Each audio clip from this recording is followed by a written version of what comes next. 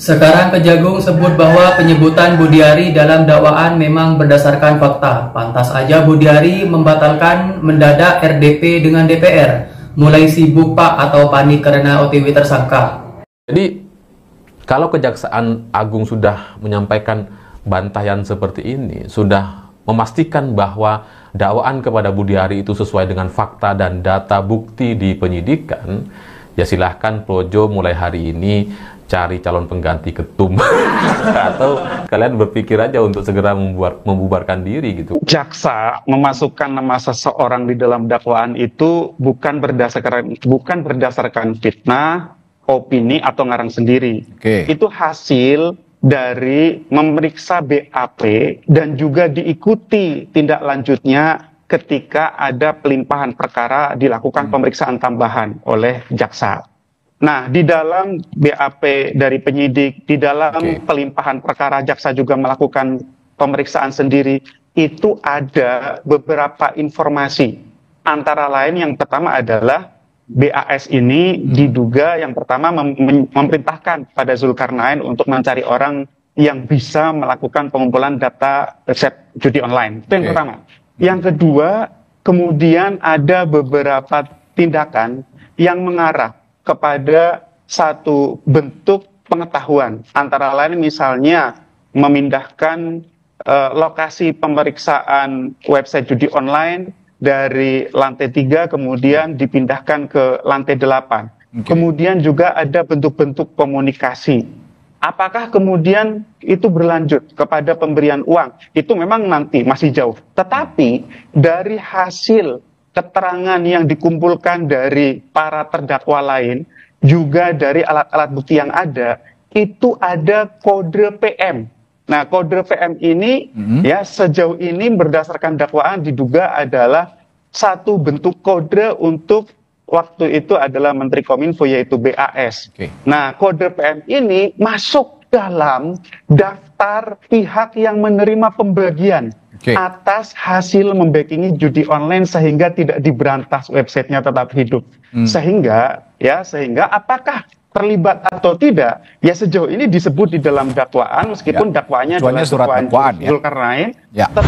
Tentu penuntut umum selaku pihak yang dibebankan pembuktian ya sebagai pemilik perkara tentu ya bisa saja memanggil yang bersangkutan itu sebagai saksi untuk diperiksa di persidangan. Kita tunggu keputusan pengadilannya sehingga kita tidak mendahului keputusan pengadilan. Jadi yang ada sekarang itu kita pantau saja. Jadi kalau dari pemerintah menghormati proses hukum dan tidak mengintervensi proses hukum itu sendiri. Projo dan Budiari itu kesana kemari menyatakan bahwa berita-berita di media yang mengatakan bahwa Budiari mendapatkan fee sebesar 50% dari pengamanan website judi online itu semuanya framing dan fitnah jahat. Budiari bilang seperti itu kepada media yang sebelumnya memberitakan hal yang sama gitu kan. Jadi Budiari dan Projo memberikan klarifikasi kepada media-media yang sebelumnya memberitakan bahwa Budiari dapat fee. Jadi ini lucu gitu. Budiari mengatakan ini sebuah framing, fitnah, padahal semua media memberitakan hal yang sama. Dan semua pemberitaan itu sumbernya satu, cuma dakwaan jaksa. Jadi kalau Budiari berkilah bahwa saya nggak tahu, saya bahkan nggak diberitahu, saya juga nggak dapat, nggak terima uang. Jangankan terima uang, mau dikasih tahu aja nggak tahu. Projo juga bilang seperti itu. Tapi masalahnya surat dakwaan jaksa itu bukan opini yang bisa dibantah dengan cara yang demikian. Itu bukan pendapat para pengamat, itu jelas berdasarkan bukti dan data-data yang sudah dikumpulkan sama penyidik.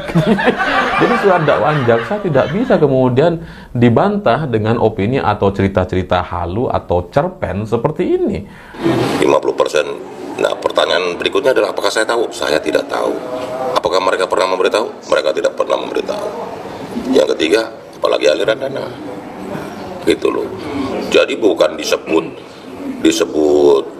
atau menerima, tapi mereka itu kesepakatan di antara mereka, bukan saya bersepakat dengan mereka. Gitu. Jelas dalam surat dakwaan itu disebutkan bahwa itu adalah kesepakatan para munculnya nama Budiari Setiadi ini, Menteri Koperasi saat ini yang dulu Menteri Kominfo. Kami menyampaikan kekecewaan kami atas ketidakhadiran Menteri Koperasi yang membatalkan RDP pada hari ini secara mendadak. Sungguh kami sangat kecewa itu, Pak, karena soal Koperasi Merah Putih ini sampai detik ini Menteri Koperasi sebagai mitra kerja Komisi 6 sekalipun satu bait kata pun kami belum pernah mendapat penjelasan dari Menteri Koperasi yang bertanggung jawab atas itu, Pak. Di tempat ini kami tunggu, saya dengar hari Senin tapi belum ada keputusan yang jelas. Karena Selasa kami sudah reses dan tidak ada waktu lagi untuk membahas ini. Tidak ada maksud lain-lain. Kami, jangan lihat baju kami PDI Perjuangan, tapi ketum kami meminta kami untuk mengawal kebijakan Presiden Prabowo agar betul-betul sukses membawa kesejahteraan untuk rakyat. Sehingga kami tunggu penjelasan dari Menteri Koperasi untuk bagaimana hadir di tempat ini, menjelaskan bagaimana model bisnis dari Koperasi Merah Putih ini, kemudian pendanaan dari mana dan sebagainya, karena tidak ada kata gagal terhadap program ini, Pak. Kalau gagal, menghancurkan semua hal yang ada di BUMN dan koperasi, begitu, Pak. Itu disebutkan kan sebagai bahwa para terdakwa ini, para 4 orang ini, para pelaku ini, ya kan, itu bersepakat untuk mengalokasikan 50% uang hasil kegiatan mereka itu untuk Menteri Kominfo waktu itu. Rupanya bertubi-tubi ini Budi Ari sekarang sedang memanen masalah begitu. Apakah dulu dia menanam apa, Mas Hersu? Sekarang menuai menabur angin, ya, menabur angin gitu ya. Apakah dulu dia senang yang menabur angin gitu? Karena ini baru saja kan diumumkan bahwa Kejaksaan Negeri ya Jakarta Pusat itu menangkap Samuel Abrijani Panggerapan. Dia adalah mantan Dirjen Aplikasi Informatika atau Aptika di masa Budi Ari ini menjabat. Ini ya, Dirjen. Ya, dan kita ingat ya bahwa dia dulu mengundurkan diri loh ini.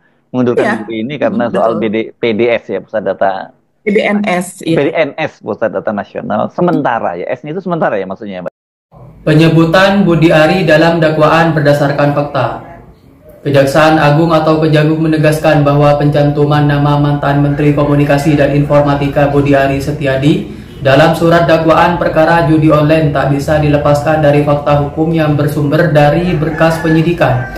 Kepala Pusat Penerangan Hukum Kejagung Herli Siregar mengatakan jaksa penuntut umum atau JPU hanya bisa menyusun dakwaan berdasarkan hasil kerja penyidik, bukan asumsi atau spekulasi. Pernyataan ini menjawab sorotan publik atas munculnya nama Budi Ari dalam dakwaan yang dibacakan di Pengadilan Negeri Jakarta Selatan pada 14 Mei lalu. Dalam surat dakwaan atas nama terdakwa Sulkarnain Apriliantoni, Andi Kismanto, Alwin Jabarti Kemas, dan Murijan alias Agus. JPU menyebut alokasi pembagian dana suap dari pengelola situs judi online 50% disebut untuk Budi Ari, 30% untuk Zulkarnain, dan 20% untuk Andi Kismanto. Namun hingga kini Budi Ari belum ditetapkan sebagai tersangka. Harli menegaskan penyebutan nama dalam dakwaan tidak bisa berdiri sendiri tanpa didukung fakta yang sah dalam berkas penyidikan.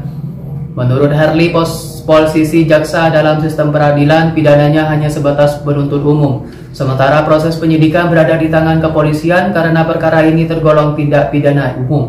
Ia juga menjelaskan bahwa pemanggilan seorang ke pengadilan sebagai saksi hanya bisa dilakukan jika ia tercantum dalam daftar saksi yang disusun penyidik. Kalau tidak masuk dalam daftar saksi, maka harus melalui penetapan majelis hakim, kata Harli. Kejagung menolak menanggapi soal potensi penyidikan baru terhadap Budi Ari. Harli menegaskan jika tidak ada fakta baru dari penyidik, jaksa tidak punya dasar untuk bertindak. Kami tidak berandai-andai, semua harus berdasarkan fakta hukum, katanya. Sebelumnya Budi Ari Setiadi yang kini menjabat sebagai Menteri Koperasi merespon ikhwal dirinya berpotensi dipanggil kembali oleh Bareskrim Polri dalam kasus perlindungan terhadap laman judi online. Ia mengatakan bahwa pemanggilan tersebut seperti sebuah lagu yang telah usang.